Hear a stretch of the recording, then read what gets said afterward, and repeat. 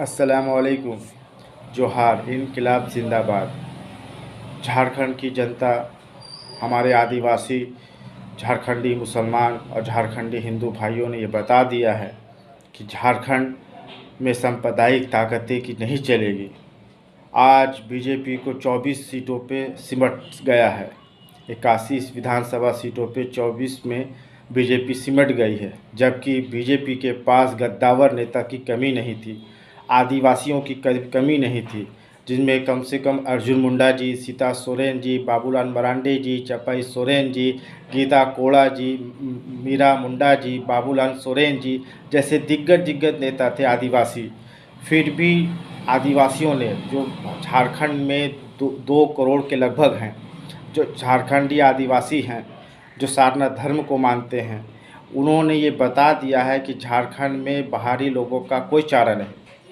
और आप कितनों भी बीजेपी वालों ने कोशिश किया था कि सभी को लेकर के हम ये पूरा इलेक्शन जीत जाएंगे, और एक बड़ा नारा दिया था, संप्रदाय की बातें की दी थी। उन्होंने कहा था कि बटोगे तो कटोगे, और क्या क्या उन्होंने झारखंड को बदनाम किया है पूरे देश में। मैं आदिवासियों का तहे दिल से शुक्रिया अदा करना चाहता हूं कि उन्होंने मुंह तोड़ जवाब दिया है बीजेपी को, और ये बता दिया है कि झारखंड में किसी तरह की सांप्रदायिक बातें नहीं चलेगी। ये बीजेपी को समझना होगा कि झारखंड में सांप्रदायिक ताकतें की बात नहीं चलती है।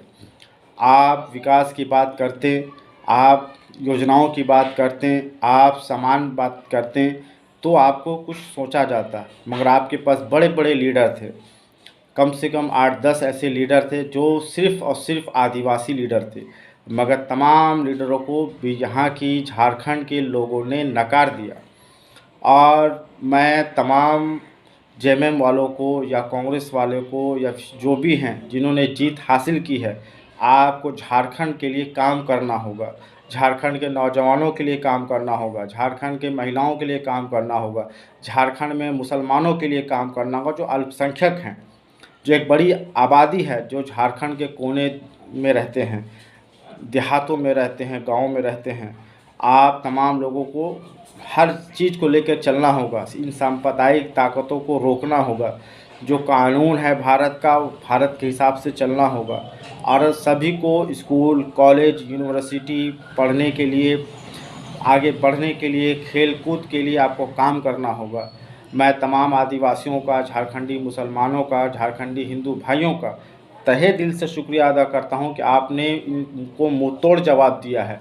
इन सांप्रदायिक ताकतों का कौन नहीं आया, आसाम से, गुजरात से, मध्य प्रदेश से, यूपी से, किन लोगों ने यहाँ पर चील कौवों की तरह पूरे झारखंड में बदनाम किया है, नोचने का काम किया है, सांप्रदायिक ताकतें बढ़ाने का काम किया है, 2 धर्मों को लड़ाने का काम किया है। हम झारखंडी मुसलमान आदिवासियों के साथ सैकड़ों साल से रहते आ रहे हैं।